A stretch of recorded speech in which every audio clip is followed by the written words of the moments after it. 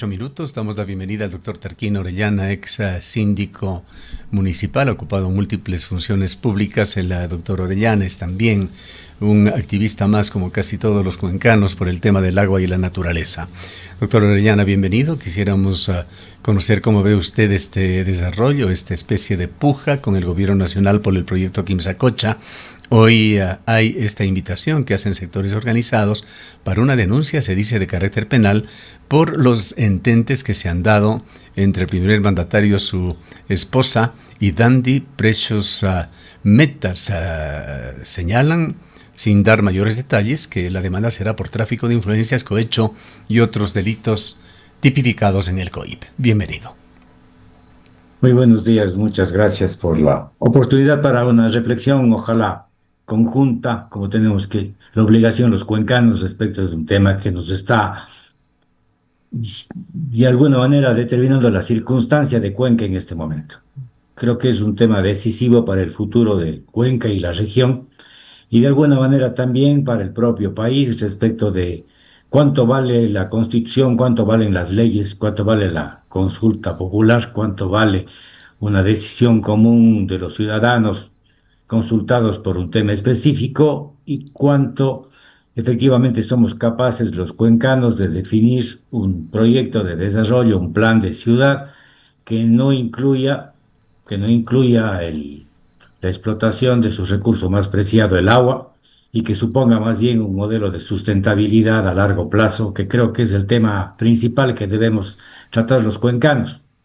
El tema político circunstancial muy puntual de una denuncia me parece a mí que todavía está en un nivel muy primario de lo que significa hacer un proyecto común que debería liderarlo el alcalde de la ciudad, que debería integrar a las universidades, a las cámaras de producción, a los colegios profesionales, que nos integre a todos los cuencanos, a las asociaciones artesanales, a la Federación de Barrios, en una sola política. Sin duda alguna todavía estamos en un nivel, digo, primario, casi una especie de guerrilla o unas activaciones muy pequeñas respecto a una situación que tiene unas coordenadas ya trazadas y definidas.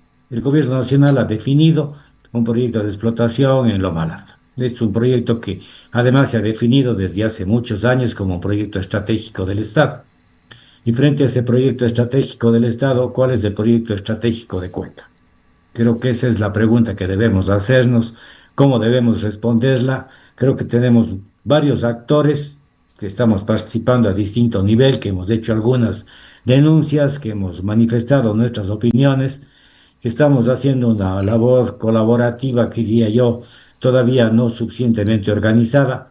Hay que reconocer al Cabildo por el Agua, una gestión principal y sobre todo haber sostenido este tema por varios años, pero efectivamente creo que hace falta un liderazgo, que sea un liderazgo de la ciudad, que le corresponde levantarlo al alcalde de la ciudad y que debe establecerse como una estrategia primero provincial y que desde luego suponga una confrontación directa con el Estado central en la medida en que este es un tema que va a definir el futuro de Cuenca y la región.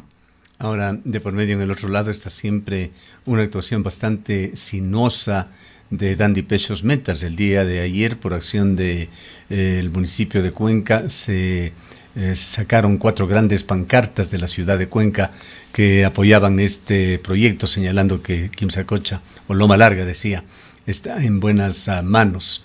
Dandy Precious Metals ha estado siempre en el ojo del huracán, y la situación actual no es la excepción, por lo que quisiéramos también preguntarle a usted qué sucedió con esa denuncia que usted en su profesión, en su libre ejercicio, estaba siguiendo en defensa de la familia Ulloa, me parece que en el predio Sombrerera, en la cual, para resumir a quienes no están en antecedentes, básicamente se señalaba que, no sé si a través de terceros o directamente, Dandy Precious Metals había trasladado, entre comillas, las coordenadas de un terreno en Quimsacocha para favorecer sus intereses. Tema que involucraba incluso a el Departamento de Catastros del municipio de Cuenca. Sí, yo creo que es un tema entre otros. Creo que el enfoque no es contra la empresa, pero hay temas también de la empresa que deben tratarse. El enfoque general, desde luego, frente a una decisión política del Estado. Frente a esa decisión política hay algunos elementos que creo que contribuyen a mostrar, yo diría, la connivencia que hay entre la empresa y algunos organismos públicos o algunos órganos de las actividades públicas. En el caso concreto que nosotros habíamos denunciado, efectivamente, logramos demostrar, y ahora con una inspección adicional que hicimos con funcionarios del gobierno municipal de Tapa y con la presencia de la propia empresa, creo que se pudo evidenciar que efectivamente, primero, la empresa compra aproximadamente 120 hectáreas y después tiene catastradas y viene ocupando La empresa, esto sí, aproximadamente. Dandy Precious Metals.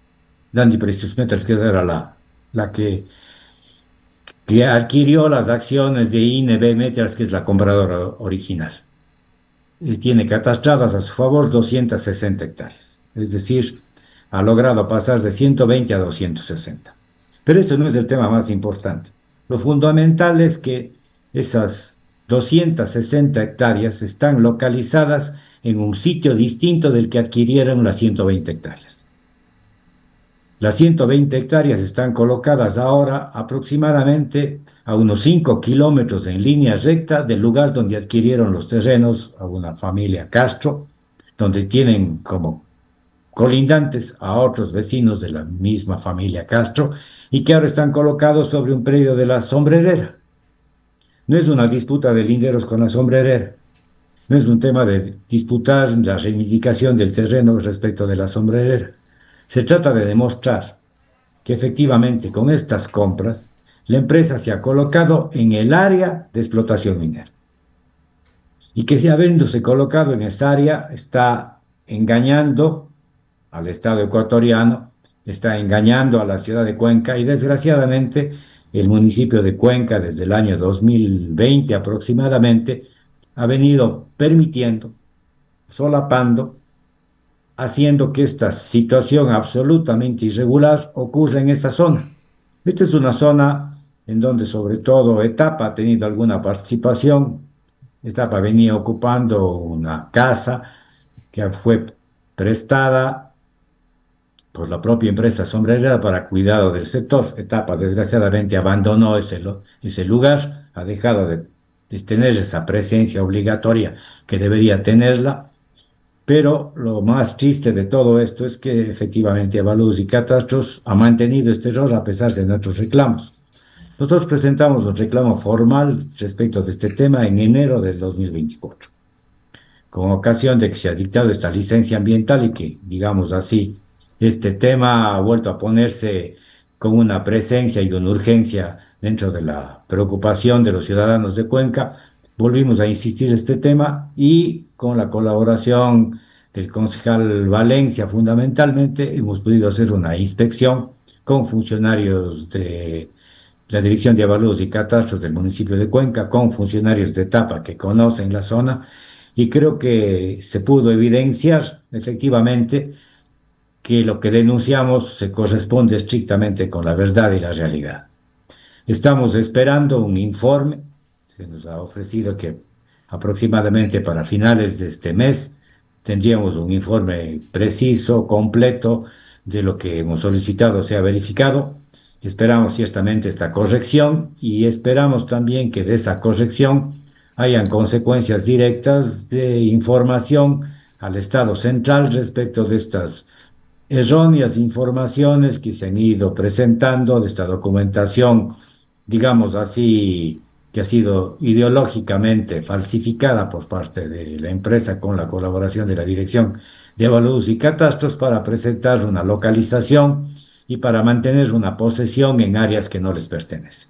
Creo que son hechos importantes, creo que aportan efectivamente al conocimiento que debemos tener los cuencanos de la magnitud de la problemática, de la conducta que tienen estas empresas también, desde luego, de las situaciones de inducir a errores que se han venido produciendo a lo largo de los años respecto de este tema y de la necesidad, creo yo, mucho más urgente que tenemos de que el gobierno municipal tenga una posición que ciertamente vaya más allá de quitar unos letreros. Creo que pueden ser en el orden comunicativo interesantes estas posiciones, pero como he venido insistiendo, Creo que hay temas mucho más urgentes, más decididos, más categóricos, entre ellos la declaratoria de utilidad pública del área de, de concesión minera fundamental para dedicarla a la conservación del agua.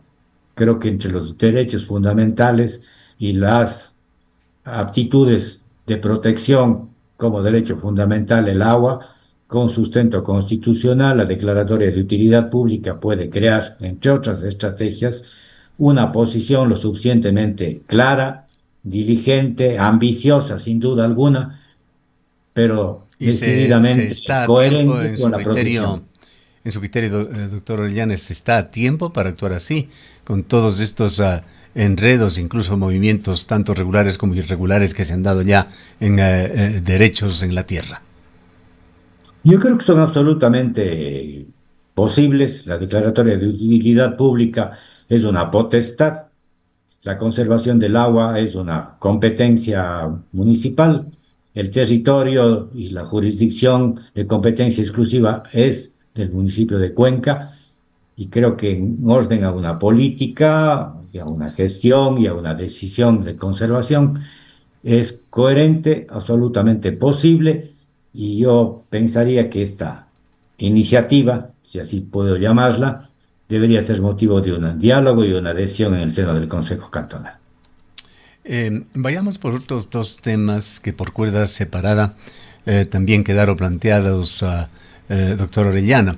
Uno fue esa decisión anunciada por la ministra de Energía y Minas, coreada también por asambleístas azuayos de ADN, en el sentido de que se ponía una especie de suspenso, de freno de mano a la continuación de la compañía Dandy Precious Metals en la ejecución de ese permiso ambiental que se había dado ya y se había impuesto por parte de la ministra la obligación de esta empresa de divulgar cómo desarrollará su plan de manejo ambiental, tema que fue en forma prácticamente inmediata comentado y también interpretado por las organizaciones que defienden el agua como una especie de señuelo simplemente para abrir un compás de espera mientras se desarrolla la consulta popular y que las cosas seguirían igual.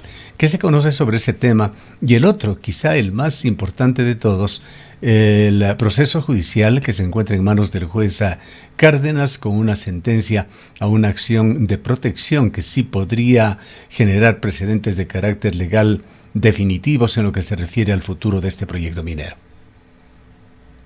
A ver, creo que la primera situación estaba clara y ha sido percibida y analizada suficientemente respecto de esta decisión suspensiva que tiene un propósito concreto, la difusión del proyecto, y que por lo tanto no supone en ningún caso dejar de hacer las cosas, sino crear condiciones favorables para que ese proyecto siga adelante.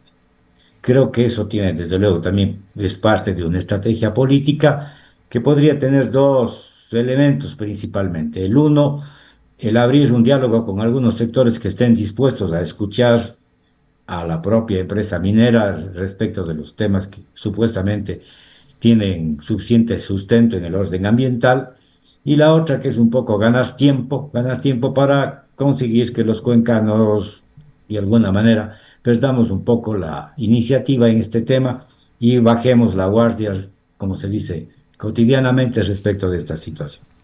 Creo que la invocación normativa que se hizo para provocar aquello es absolutamente erróneo y más bien tiene una consecuencia peligrosa porque es una suspensión que le hace el Estado por su propia solicitud, que ya no es necesaria en términos estrictamente legales y que más bien daría lugar a una reclamación de la propia empresa en daños y perjuicios por la suspensión de su actividad. Creo que esa es una cosa que también hay que destacarla, de lo inapropiado, de lo impropio, de lo poco consistente que fue esa decisión de parte del gobierno central.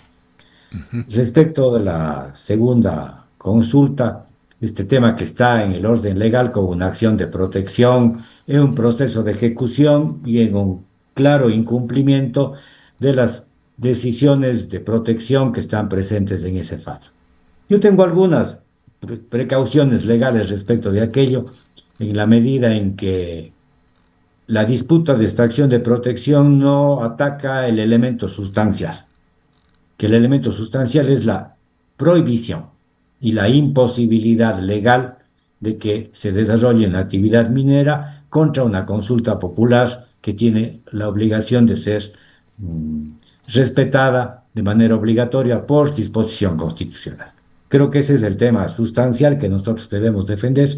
El otro tema puede derivar de una acción de incumplimiento, pero pensaría yo que, entre otras acciones en el orden en el orden normativo, en el orden jurisdiccional, le corresponde al municipio de Cuenca, más que a ninguna persona en particular, a etapa como empresa prestadora del agua, a gestionar, a presentar, a proponer las acciones legales contra la licencia ambiental, contra la decisión de explotación que es impropia, que es inconstitucional, que es ilegal en el marco de las condiciones normativas que los cuencanos hemos ganado, de las condiciones decisivas que ya los cuencanos hemos ganado y que deben respetarse. Creo que esa es una línea que deberíamos también distinguirla, que deberíamos ponerla adelante para también hacer, yo diría, un discurso lo suficientemente sólido, un discurso que tenga, por lo tanto, la consistencia de las decisiones colectivas,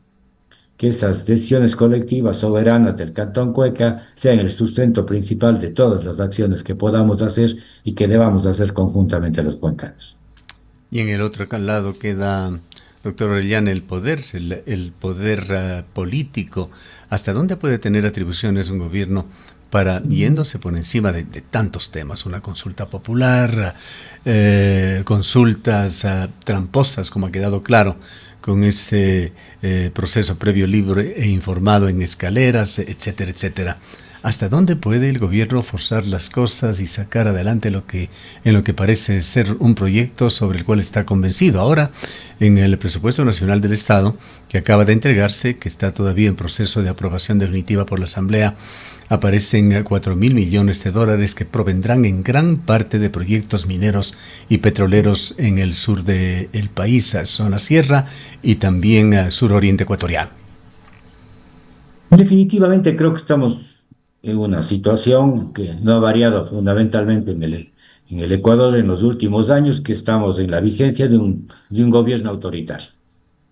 Un gobierno autoritario, despótico, soberbio adicionalmente en su conducta ordinaria, incapaz de diálogo, porque ciertamente tenemos un presidente que no anula dos frases consecutivas de manera coherente y que por lo tanto no tiene discurso ni plan, tiene simplemente autoridad y propaganda.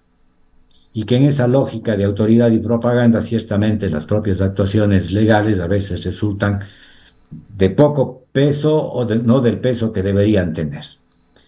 Me parece a mí que en esa medida la lucha de los cuencanos, la lucha de los ecuatorianos contra el autoritarismo, contra el despotismo, contra la arbitrariedad, contra la inconstitucionalidad, contra la ilegalidad, por un modelo de desarrollo sustentable, es una lucha que debería unificarnos y que debería tener, como he indicado, y me parece que es importante, una estrategia que vaya mucho más allá de estas manifestaciones todavía muy puntuales respecto de la situación real que estamos atravesando.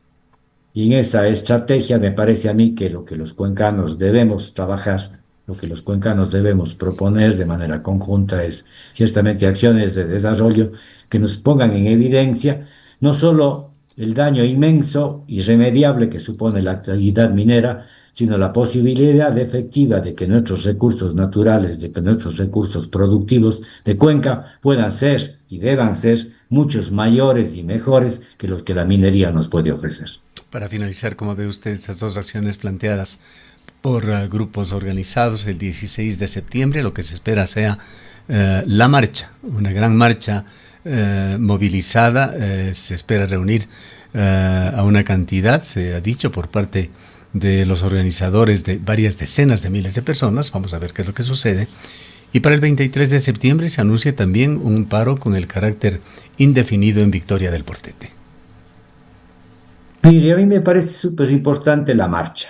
La marcha me parece que es fundamental para mostrarnos a los cuencanos que somos una sociedad homogénea, unida y que tenemos valores que no están en disputa. El agua no es un valor que esté en disputa ni esté en negociación. Es un valor superior que nos unifica. Y ese valor superior me parece que es lo que estamos defendiendo y que no está sujeto a negociación. Me parece que la decisión de un paro en una parroquia como una manifestación muy particular no me parece la mejor expresión. No me parece la mejor expresión. Creo que debemos planificar conjuntamente las acciones. Y me parece que debemos desarrollar acciones mucho más propositivas y me parece que el diálogo que debemos proponer y la exigencia que debemos desarrollar, las acciones que debemos, por lo tanto, proponerlas y gestionarlas son a nivel nacional.